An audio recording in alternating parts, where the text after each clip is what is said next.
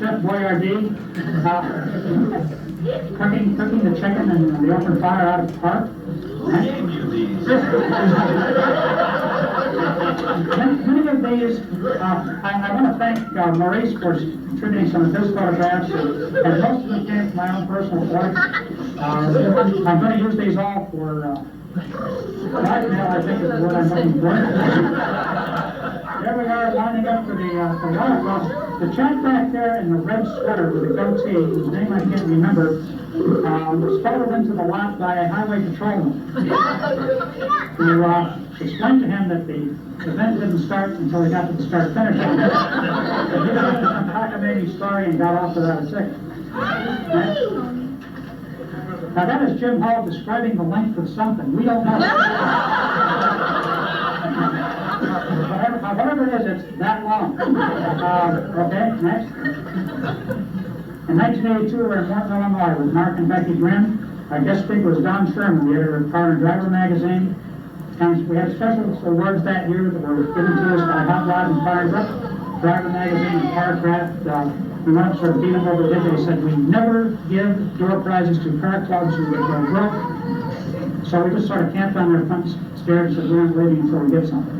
And we did have a poker rally in a bit of a rainstorm. Those of you who were there remember that. You couldn't see 3 feet in front of the car. I remember DJ sitting in the back seat of a Cosworth Vegas. Picture that in your mind. Laughing his head off. We're going down the road, it's pouring rain. You can't see it. And it's a poker rally, so I had to get in and out of the car to go get the noise. Next slide. And there is the lovely and talented Mark Grimm.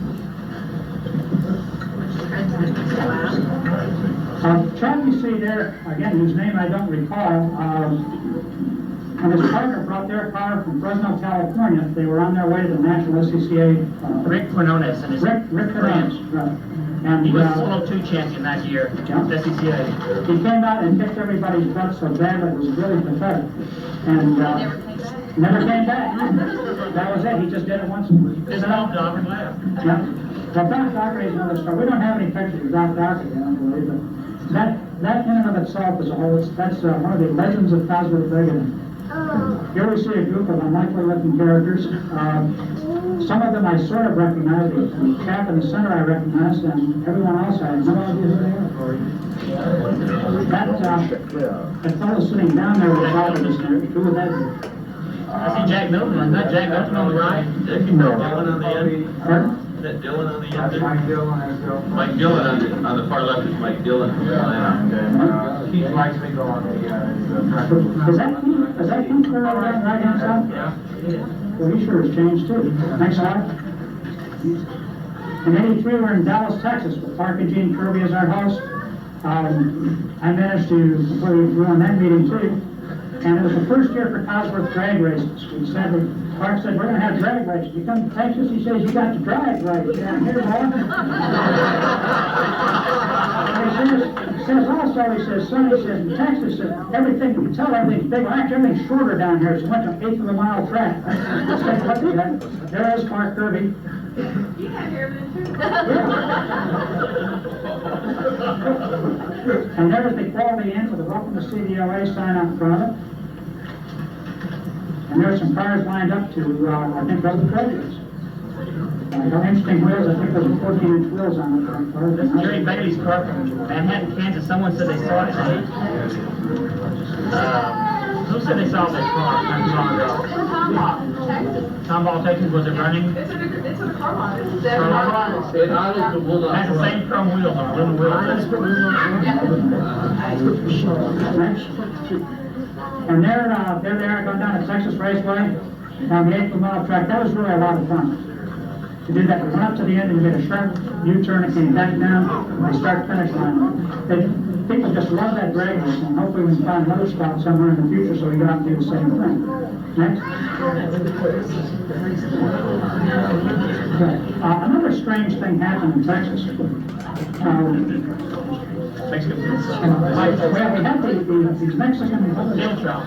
The Mexican field trials. I will tell you about that. There's one I had that works for any rental car companies out there.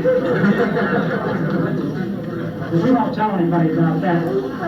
Somehow somebody rented a Chevette And all I can say is this is the best recommendation I can give a Chevette. That poor little car was beat to death. They put as many people into it as they could stuff in, literally, and drove that thing all over this big old field outside this barbecue place outside of town. And the cars lasted longer than the people did. In the dark out there. The Mexican station turned to the radio. Got to turn on the Mexican radio station at full blast and drove that thing around that empty field. Oh, the windshield wipers. Get the radio going full blast. Radio phone full blast. And in 84, in 84, we're in Anaheim, California. George and Claire Harrington were our hosts. Jim Hall again came to speak to us, and he was just as funny and great as ever. He was supposed to speak to us last year, but he was trapped in Japan. The thing we had that year was kind of different. We had a real California beach party right on the beach. And that was the year that I believe Mark Grimm got elected president, was it? Yes. And at Century, we victimized Mark Grimm and elected him president that year. And at Century, called him up on payphone and told him he was the new president, whether we liked it or not. That is George Harrington. It is not that famous singer that you think it is. That actually is George Harrington. It really is his own hair. Yes, he does. He's got, it's depressing. We have to race on go-kart track, but using go-karts. Actually, those are miniature Grand Prix on his own, mini Grand Prix. I don't know who that is. There is another shot of where old cars go to die. Courtesy of the Marie Schrecker. That's nowhere near Anaheim, California. I think that's out of Texas somewhere.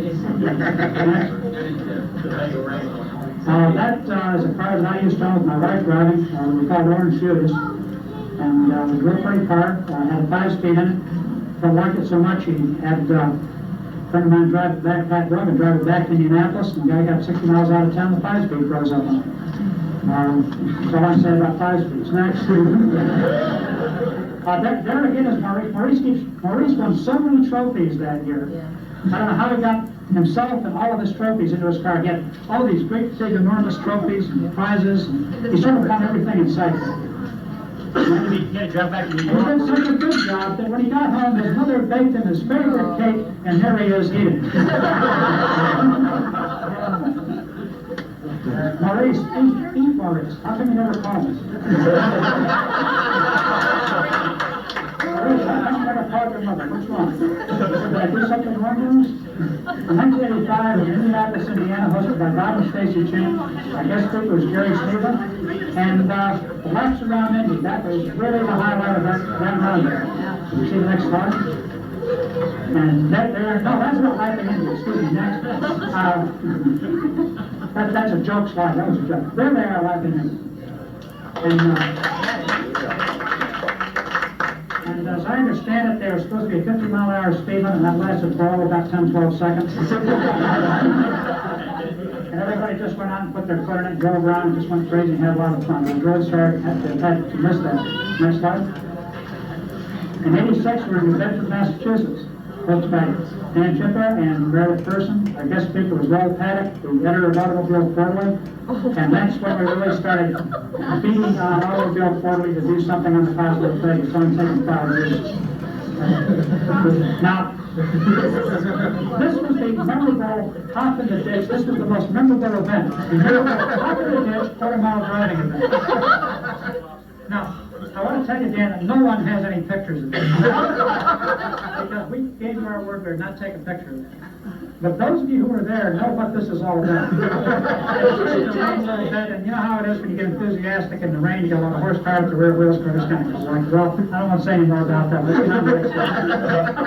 There are the gang of 5 up in front of the main intersection in New Bedford, Massachusetts. I think we've got Bob and Stacy Chin there. And on the left, Fred Keeper. Mike Dillon. And on the right is Mike Dillon. And in the back, I think that's my wife between them. It must be because I was taking pictures. Okay. And this is the Siemens Temple, which was a church for the mariners that used to go in and out of New Bedford in the old days. Now this is the place where the infamous quarter-mile cop in the ditch event took place. The New Bedford Police Department, being the good guys that they were, and through the good offices of our friend here, Dan, got this piece of public road sort of dedicated to us for that. And as you can see, there are quite a few cars there, and we had a radar gun. And we want to see how fast these things can go and really get the accurate amount on radar. So can we have the next picture, please? And there is a car being clocked on radar by somebody with a bald head and doesn't mean. And by the way, the fastest car was no more than that. And there, of course, is the maybe getting everybody in the flag. Yours truly, Beth Thomas. Okay, next. And then in '87 in Gettysburg, Pennsylvania, Gene Von Gunn was our host. The guest speaker was Al Taylor, the GM engineer on the Cosworth project. And the memorable point of that was the historical Civil War battlegrounds. Everyone had a chance to tour and visit. I didn't make that one. I believe that was. That's Mr. Sneed in Indianapolis. I went around. Still rest behind you. That's right. That's Phil. Rust never sleeps. Rust and behind. Okay, next. There's a picture I believe was taken at Gettysburg. If Maurice's pictures were correctly labeled, that picture was taken at Gettysburg. Okay, next. In '88, we were in Reno, Nevada, which was last year. My wife and I, Tim and Byron Byrne, and Dave Ariston and Mrs. Ariston hosted that event. We had over 100 at that roundup, and Cosworth was inducted into the Harris Foundation Museum. Next. There you see the class picture of the hotel. We never could get everybody all into one picture because there are about as many people taking pictures as there were in the picture. Somebody take a picture, run back, and sit down, and somebody else will jump off and take your picture. Next.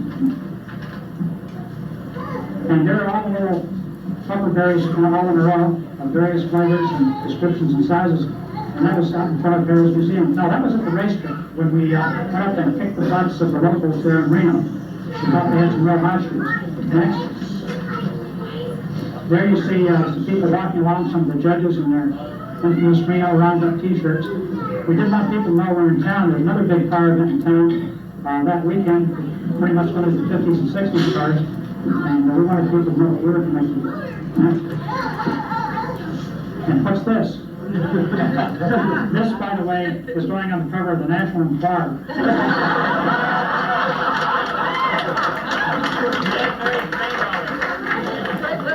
Lou, you're better than I am.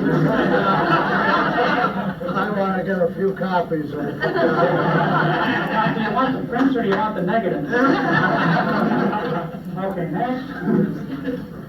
And there is a real kind of a statue standing next to the Cosworth Big in Harris Museum. Next. And there's the car in Cosworth, the Cosworth in Harris Museum, surrounded by ropes. It's the only 1970s car in the entire collection. Next. And then we're up to Ponderosa Ranch, where Haas and all those guys used to hang out on TV, and we had a rally up the mountain, which was a lot of fun. And just beautiful country out there. Next. And here we are back at the driving event, and I believe, is that Steve? Looks like a familiar cloud of smoke. That's Steve Ryan terrorizing the local populace and scared the living bejesus out of the local SCCA guys who were there, because his strategy was to make them believe he was such an erratic, weird driver that he would just scare their drivers, and he did it. And these guys, I want to tell you, the only car that beat him was a fully race-prepared Datsun Z. 0.009 seconds, Bob. Yeah, 0.009 seconds. And this guy, the driver Datsun guy, ran that course every weekend of the year. So we're very proud of our guys at Cosworth. And there's a